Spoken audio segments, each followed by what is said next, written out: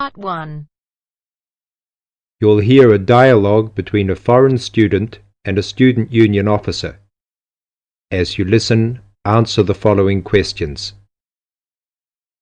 First, you have some time to look at questions 1 to 3.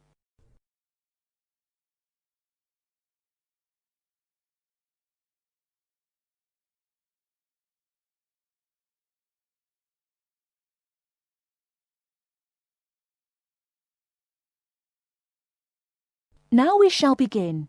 You should answer the questions as you listen, because you will not hear the recording a second time. Listen carefully and answer questions 1 to 3.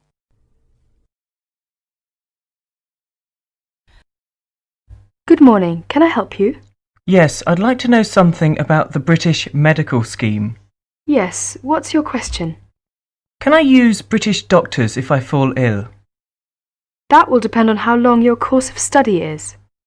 If it is 6 months or more, then you are entitled to treatment from the British medical scheme, called the National Health Service, NHS, as if you were a British citizen. With the NHS, consultations with doctors are free, but you will be asked to pay something towards the cost of medicines. In 1987, this is £2.40 for each item of medicine. You are also entitled to free treatment in British hospitals. Always make sure the doctor knows you want treatment from the NHS, as doctors also take private patients, who pay the full cost of all their treatment. How do I make sure I can be treated by the NHS? If you are eligible for treatment, that is, you are registered on a course of 6 months or longer, then the first thing you should do is to register with a doctor. You should register with any doctor close to where you live. Local post offices have lists. Before you hear the rest of the conversation, you have some time to look at questions 4 to 10.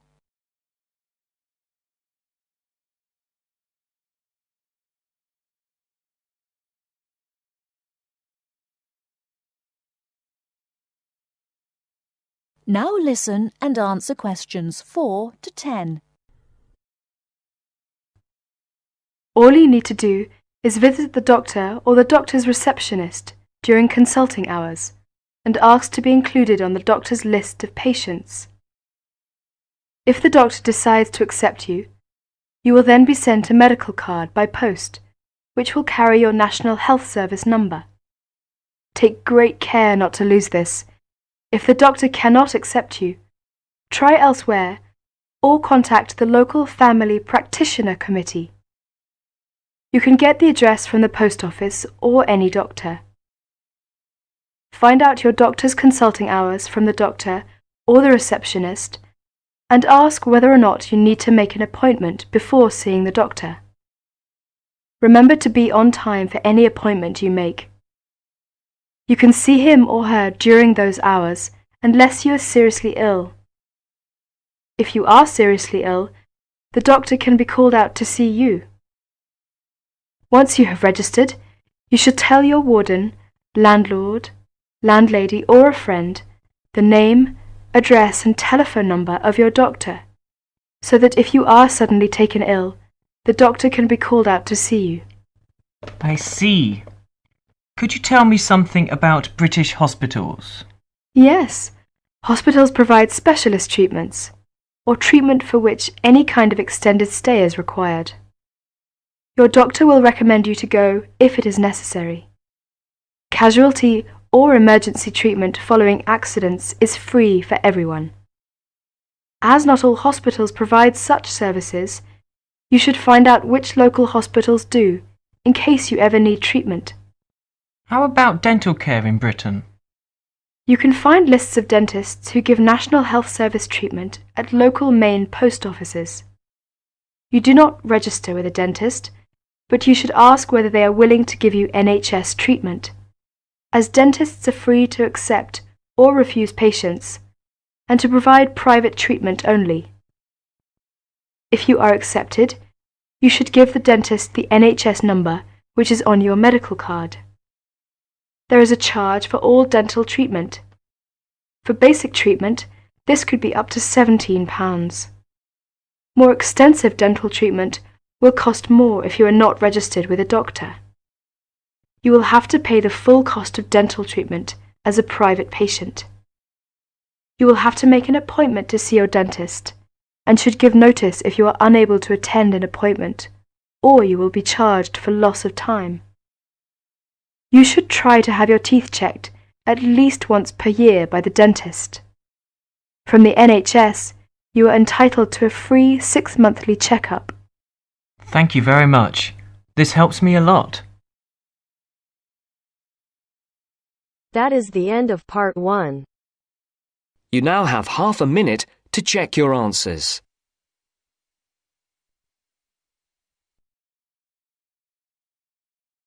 Now turns to part 2. Part 2. You are going to listen to 2 students talking about a presentation on time management. First, you have some time to look at questions 11 to 15.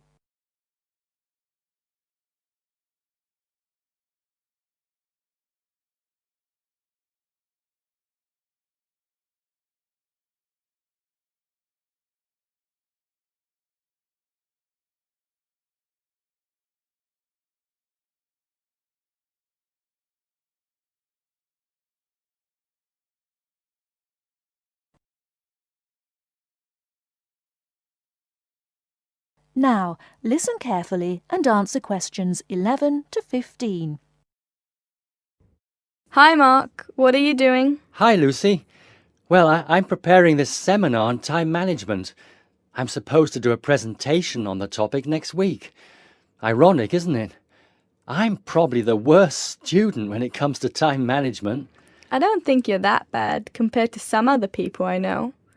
Do you need some help with it? Yeah, I just don't know where to start, to be honest. When are you doing the presentation? I'm supposed to hand in the draft on Wednesday at 11 a.m. The presentation is scheduled for 10 a.m. this Friday. That's not too bad. This gives you the whole weekend to prepare. Let's brainstorm some ideas, shall we? Do you want to get a pen and paper to jot down some thoughts? I think you should start with a broad general statement. For example, I read somewhere that organizing time is a skill like learning to drive or tying your shoelaces. Then you could move on to discussing the common problems people have with managing time. That's not a bad idea. One of the common problems is putting things off.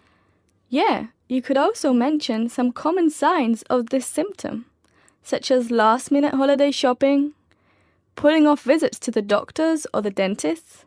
Another problem is relying too much on your memory and not writing things down.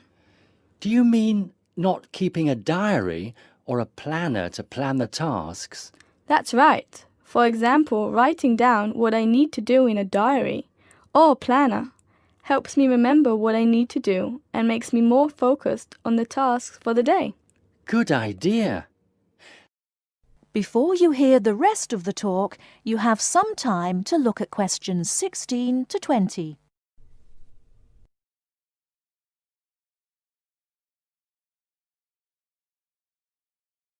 Now listen and answer questions 16 to 20.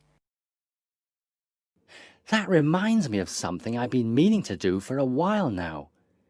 Anyway, I should also include some advice on how to deal with the problem, shouldn't I? Sure, you can talk about some ways of stopping procrastination. I guess making a to-do list can help one focus on what needs to be done. Definitely. Another way to deal with the problem is to prioritize and do the hardest job first, the one which requires the most effort and concentration. Also, my tutor recommended that I should break big projects into small parts with a specific goal. Having an action plan has worked for me. I usually make a list of small tasks I need to do to achieve a goal. Sometimes I just don't feel like getting down to work because a task seems too overwhelming for me to even think about. This technique helps me reduce psychological pressure if I think of a project as a set of easily achievable tasks. Don't you think? I know what you mean. I often feel like that myself with the statistics project I've been doing this term. I'm well behind, and the deadline is next week. I think setting deadlines and sticking to them can help one to achieve goals. You can discuss this aspect in your presentation too. A good point. Setting deadlines can also help one become more realistic about the time it takes to do tasks. Another point you could include is how to deal with interruptions. Okay, I guess blocking in time to handle unpredictable interruptions can help one stay focused. Not just that, some interruptions, such as phone calls, can be easily avoided by using answering machines, for example. Saying no, which is one of the most useful words in English, is also very effective. It can be tough sometimes, but you've got to learn to say it nicely but firmly. I think you've got enough ideas here to start with. Definitely. Thanks a lot for your help. I just need to type the ideas up and I think I'm all set. Do you think you can lend me your laptop for a couple of hours? I'm afraid I can't. I've got to finish my own project. Never mind. I'll use one at the library. You certainly know how to say no. Learned it the hard way. Got to go now. Good luck with the presentation. Cheers. See you later. Now turns to part 3. Part 3. You are going to hear a conversation between a student and a driving instructor. First, you have some time to look at questions 21 to 24.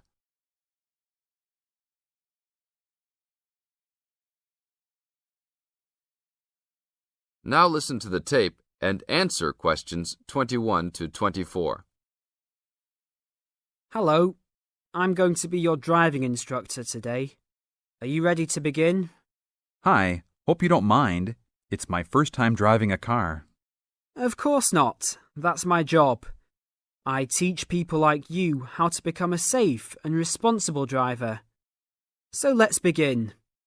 Remember, the most important rule of driving: safety first. There are some steps to follow. First, you should put on your seatbelt. You should always remember to do that.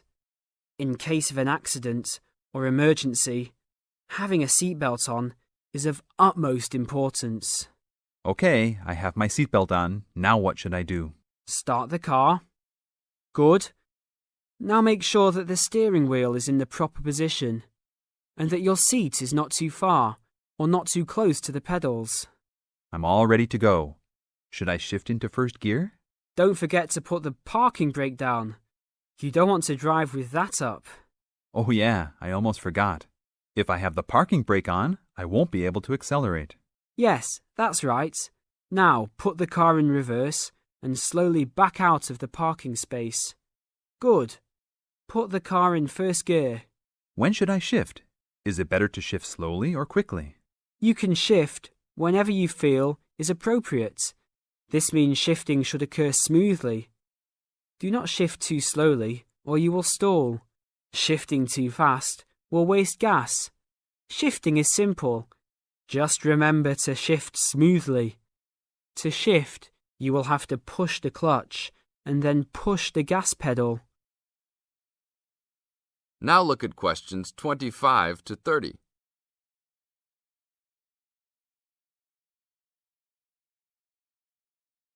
Now listen to the tape and answer questions 25 to 30. Remember, smoothly is the key to good shifting. Like this? Yes, that's good. Now keep it slow. Don't drive very fast just yet. Be sure to constantly check your mirrors for oncoming traffic. Always be aware of everything that is around you, including 3 important things. Remember these 3: people crossing the streets, other cars, and bicycles riding next to you. What should I do if I see a yellow light? Well, it's always better to brake instead of trying to run it. But if you're travelling at a speed where it's impossible to stop in time, then you should try to make it across the intersection. But remember, You should always try to stop. It's the safest way to avoid an accident. Even if I have to brake very suddenly? Yes, even if you have to brake suddenly. What about if a driver behind me is going a lot faster than I am? You should always be ready to move to a slower lane if a driver behind you is forcing you to go faster than you are comfortable with. Never try to speed up to accommodate a faster driver. You could risk an accident or a speeding ticket. It's better to let him go. That sounds like good advice. Be careful. There is a sharp turn up ahead. Remember to brake before turns. Otherwise, you might flip over if your speed is too high going into a turn. Got it. I know that I should always try to observe all traffic safety. That's right. If safety is not your first priority, it will make driving very dangerous for you and other drivers on the road. Okay, park the car here. You did a great job today for your first day. I'll see you in 3 days. Thanks so much. I will see you then.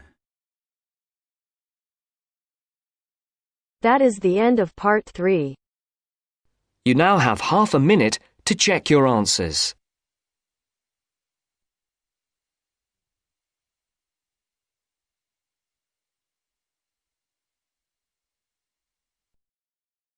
Now turns to part 4. Part 4. You are going to hear a conversation between two students. They are talking about the English bars. As you listen, complete the notes below. First, you have some time to look at questions 31 to 40.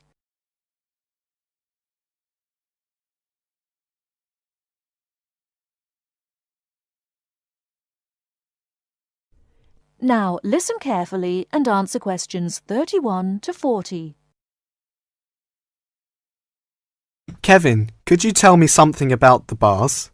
I have never been to a bar. You see, Steve, my classmate, has invited me to go to a bar tonight. I see. You know, the word bar means a room in a pub. We say the bar when we mean the part of that room where drinks are kept. Soon after you go into the pub, you'll realize that nobody comes to the tables to take orders or money. Instead, customers go to the bar to buy their drinks. I see. People will go to the bar directly to get their drinks and don't wait for someone to come to take their orders. That's right. People don't queue at the bar, but they do wait till it's their turn. Oh, how do I pay? I mean, do I pay directly after I get the drink? Or do I have to wait till I'm ready to leave like I do in a restaurant? It's not the custom to pay for all your drinks when you're ready to leave. Instead, you pay at the bar each time you get drinks. It helps if you're ready to pay as soon as you're served, and you'll notice that many people wait with their money in their hands. I see. Do I have to give a tip? No, it's not the custom to give a tip. It's very common for friends to buy their drinks together in rounds. This means that each person takes a turn to buy drinks for everybody in the group. It's faster and easier, both for you and for the person serving, if drinks are bought in this way. Naturally, you don't have to have a drink in each round if you don't want one. That's interesting. When you're looking for somewhere to sit, remember that people have to leave their seats to get drinks, etc. So an empty seat may not in fact be available to you. If you're not sure whether a seat is free, ask someone sitting near it. When it's time for another drink, people usually take their glasses back to the bar to be filled again. If you're leaving, the friendly thing to do is to take your glasses back to the bar, thank the person who's been serving you, and say goodbye or good night. Thank you, Kevin. This helps me a lot. By the way, what kind of drinks are available in pubs? Well, you can get both alcoholic and non-alcoholic. Beside alcoholic drinks, such as beer and wine, there is cider, which is made from apples, usually sold in bottles, port, a type of thick sweet wine from Portugal, sherry, which is a type of wine from Spain, and spirits, These are a kind of strong alcoholic drinks such as whiskey and brandy. What about non-alcoholic? I don't drink alcohol. Well, they offer all kinds of fruit juices, such as orange and tomato. These drinks are usually sold in small bottles. And soft drinks, we often call sweet drinks, like Coke and Fanta. They are normally sold in small bottles or cans. And lemonade, which is a clear and sweet drink made with carbonated water. They also serve cordials. What are cordials? Cordials are strong and sweet drinks tasting of fruit, such as lime cordial, black currant cordial. They are often added to other drinks or drunk with water. I don't like sweet drinks. Are there any other non-alcoholic drinks? Yes, mineral water, but it's not available in all pubs. Kevin, one more question. What is VAT? I saw this on most goods in Britain. Well, VAT stands for Value Added Tax. The price shown on most goods in Britain includes a tax of 15%. If you use the retail export scheme, this tax can be returned to you if you take the goods with you when you leave Britain. You may have to spend a certain sum of money before you qualify for the scheme, and you'll have to show your passport. Ask in the shop if they operate the retail export scheme. If they do, the shop assistant will explain how you can get the tax back and fill in a form with you. VAT is also charged on hotel, restaurant bills, theater, cinema tickets, and car hire. Are these refundable? No. It's not refundable in these cases. Thank you very much. I really learned a lot. That is the end of part 4. You now have half a minute to check your answers.